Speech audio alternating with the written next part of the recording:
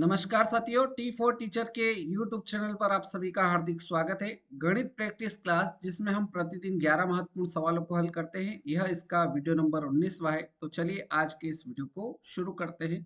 Video बिल्कुल basic से रहेगा, इसलिए वीडियो को पूरा देखिए। और जितनी भी परीक्षाएं होती है जिसमें गणित पूछा जाता है उन सभी के लिए वीडियो बहुत ही महत्वपूर्ण है। वीडियो अगर पसंद आए तो लाइक करें, शेयर करें और चैनल पर नए हो तो चैनल को सब्सक्राइब कर लीजिए ताकि इस प्रकार के नए वीडियो आपको मिल सके। सवाल नंबर 1 की ओर बढ़ते हैं। यदि 30 परिणामों का औसत 20 है और अन्य 20 परिणामों का औसत 30 है तो सभी परिणामों का औसत क्या होगा? तो हमें 30 परिणामों का औसत कितना दे रखा है? 20 दे रखा है। तो 30 गुणित 20 कितना हो जाएगा?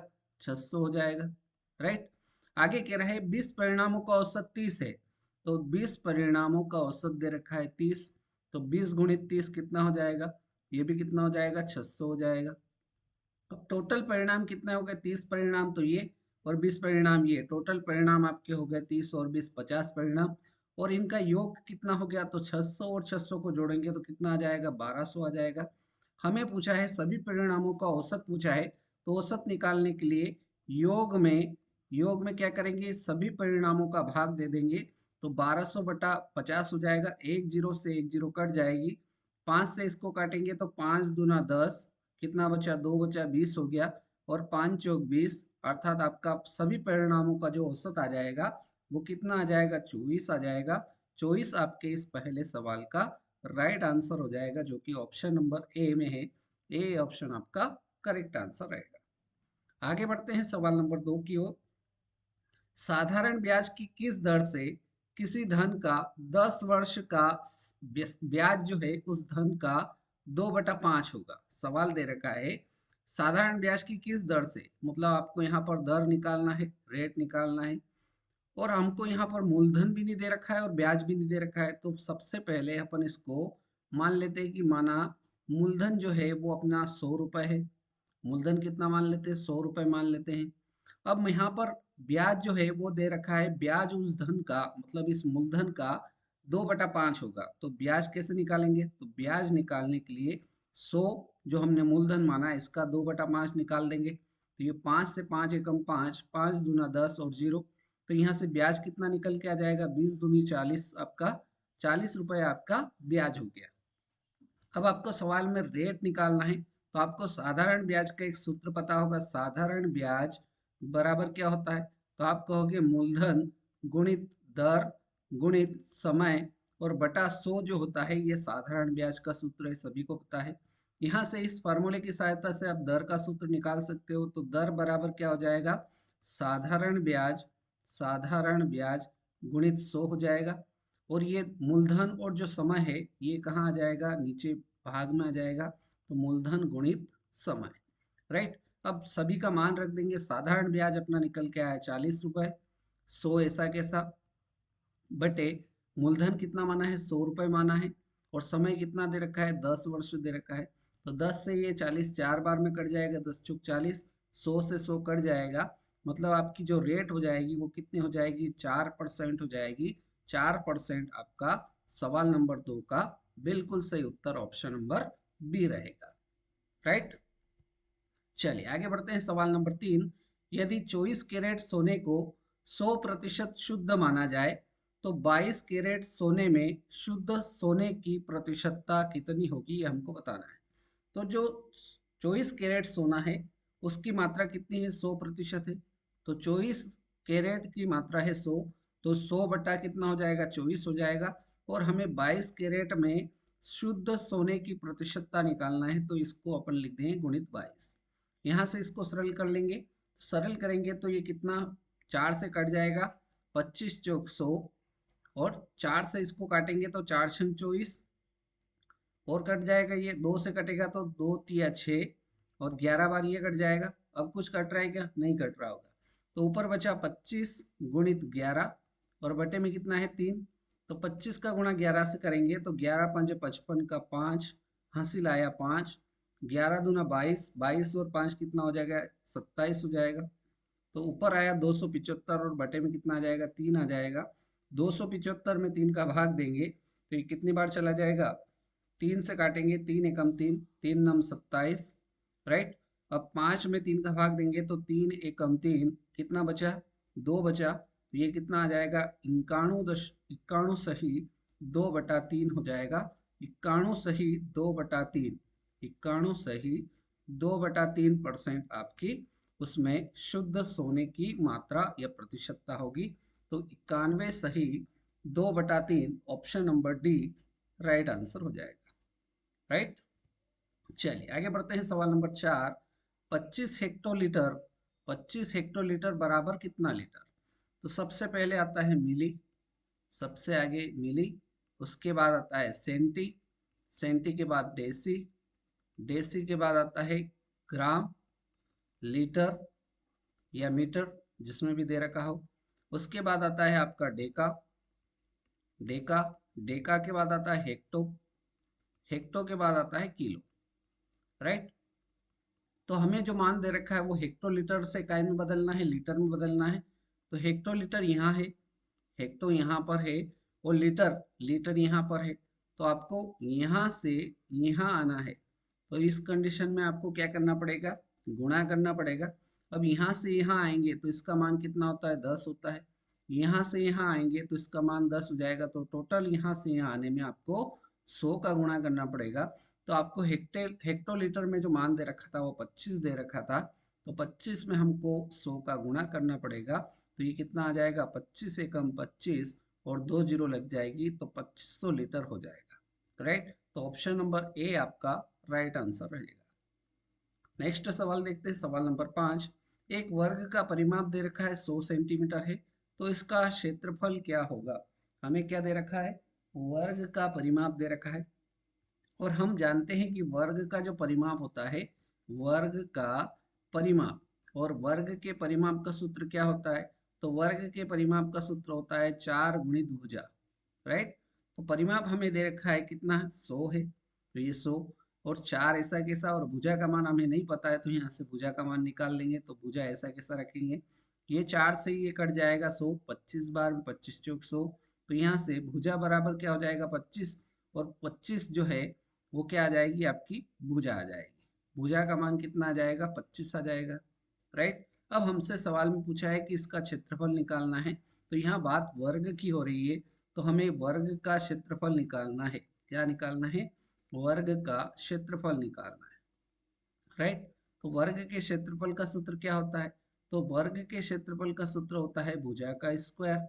और भुजा हमने अभी निकाली, कितनी है? 25 है। तो 25 का स्क्वायर कर देंगे तो 25 का स्क्वायर कितना होता है? तो 25 का स्क्वायर होता है 625। और क्षेत्रफल है इसलिए इसकी इकाई जो होगी वो वर्ग सेंटीमीटर हो जाएगी। तो आपका जो क्षेत्रफल आएगा वो कितना आ जाएगा? 625 वर्ग सेंटीमीटर इसका क्षेत्रफल आ जाएगा। यही आपका राइट आंसर हो जाएगा। ऑप्शन नंबर डी बिल्कुल सही उत्तर रहेगा। राइट। आगे बढ़ा जाए। चलिए सवाल नंबर 6 की ओर बढ़ते हैं। सवाल नंबर 6 में दे रखा है, निम्न में से कौन सी संख्या 13 से पूर्णतः विभाजित नहीं है? कौन सी ऐसी संख्या है? चार विकल्प आपको दे रखे हैं, उसमें से कौन सी ऐसी संख्या है जो 13 से विभाजित नहीं है, ऐसा पूछा है। तो 13 से विभाजित नहीं है ये कैसे चेक करेंगे? तो सबसे पहले ऑप्शन नंबर ए को चेक करते हैं। हमें जो संख्या दे रखी है 12,785। तो 13 का नियम क्या होता है? 13 का नियम होता है कि इकाई अंक में हम 4 का गुणा करते हैं। तो इकाई अंक यहाँ 5 है, 5 में 4 का गुणा करेंगे तो 5 चौक 20 आ जाएगा। अब ये इकाई अंक में 4 का गुणा करने के बाद जो आती है संख्या, उसको शेष संख्या में जोड़ते हैं। तो इकाई को छोड़कर ये संख्या थी 1278, इसमें 20 जोड़ देंगे। ये कितना हो जाएगा? 8 ऐसा के साथ, 7 में 2 जोड़ेंगे 9 हो जाएगा। ये 2 ऐसा के साथ, ये 1 ऐसा के साथ। अब आपके पास संख्या बन गई 1298। अब इसमें भी आपको इकाई अंक में 4 का गुणा करना है। इकाई अंक 8 है, 4 का गुणा करेंगे 8 चौक 32 हो जाएगा। तो इकाई अंक को छोड़कर शेष संख्या जो बची है 129, इसमें इस 32 को जोड़ देना है। राइट। तो 9 और 2 11 का 1 हासिल आया 1, 3 और 2 5 और 1 हासिल का 6 और ये 1। तो अब संख्या बन गई आपके पास 161। इसमें फिर से इकाई अंक में 4 का गुणा करेंगे। इकाई अंक 1 है, 1 का गुणा 4 से होगा तो 4 एकम 4। तो 16 जो संख्या बची उसमें 4 फिर जुड़ जाएगा तो 16 और 4 कितना हो जाएगा? 20 हो जाएगा। राइट। अब 13 के पहाड़े में 20 आता नहीं है, मतलब ये जो संख्या बची है 20 ये 13 से विभाजित नहीं है। इसका मतलब ऑप्शन नंबर ए जो है ये आपकी जो संख्या है 12,785, यह संख्या 13 से पूर्णतः विभाजित नहीं है। ऑप्शन ए बिल्कुल सही आंसर रहेगा। आगे बढ़ते हैं सवाल नंबर 7 की ओर। इसमें दे रखा है यदि किसी संख्या के 75% में 75 जोड़कर वही संख्या प्राप्त हो जाए तो वह संख्या ज्ञात कीजिए। क्या कह रहा है, यदि किसी संख्या, अब कोई संख्या अपने को पता नहीं तो अपन एक्स मान लेते हैं, एक्स के 75%, एक्स के 75%, तो 75 और प्रतिशत हटाएंगे तो बटे में 100 हो जाएगा। इसमें 75 जोड़ते हैं तो वो कह रहा है कि वही संख्या मतलब अपनों ने एक मानी उस संख्या को, तो ये एक से ही प्राप्त होती है। इसको सरल कर लेंगे तो 25 तिया 75 और 25 चौक 100।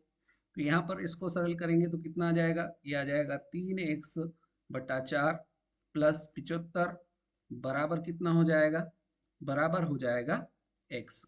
राइट, अब इस x को भी इधर ले आएंगे तो इसको सरल करेंगे तो ये 3x/4, ये x प्लस का है इधर आएगा तो माइनस का हो जाएगा, और बराबर 75 प्लस का है उधर जाएगा तो माइनस का हो जाएगा।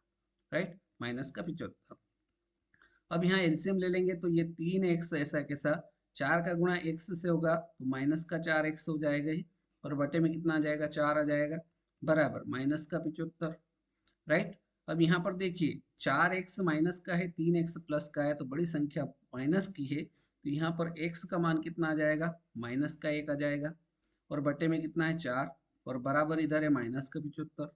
ये माइनस और ये माइनस क्या हो जाएगा, प्लस हो जाएगा।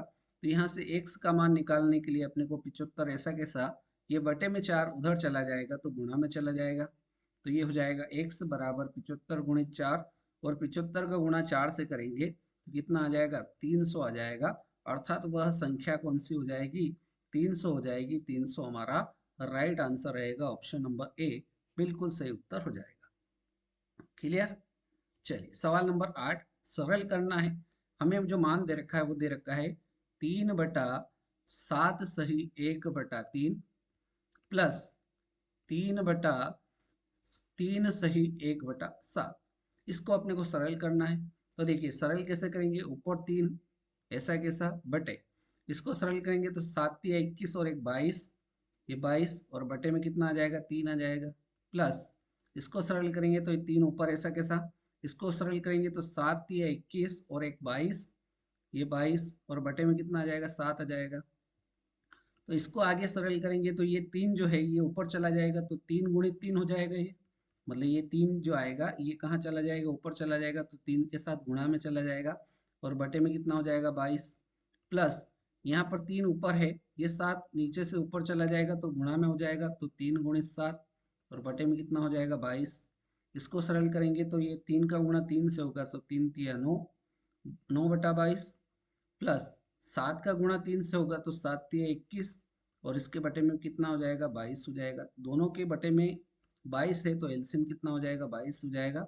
मतलब ऊपर वाली संख्या ऐसी कैसे लिख देंगे, तो ये हो जाएगा 9 + 21, 21 में 9 जोड़ेंगे तो कितना हो जाएगा 30 हो जाएगा, और नीचे बटे में कितना है 22, ये कट जाएगा, 2 से कटेगा तो ये 15 दूना 30, और ये कितनी बार कटेगा 2 से 11 बार, तो ये आ जाएगा 15/11। 15/11 को सरल करेंगे तो 11 एकम 11, राइट, कितना बचा, 15 में से 11 गया तो कितना बचा, 4 बचा, तो इसको ऊपर लिख देंगे और बटे में कितना आ जाएगा 11 आ जाएगा।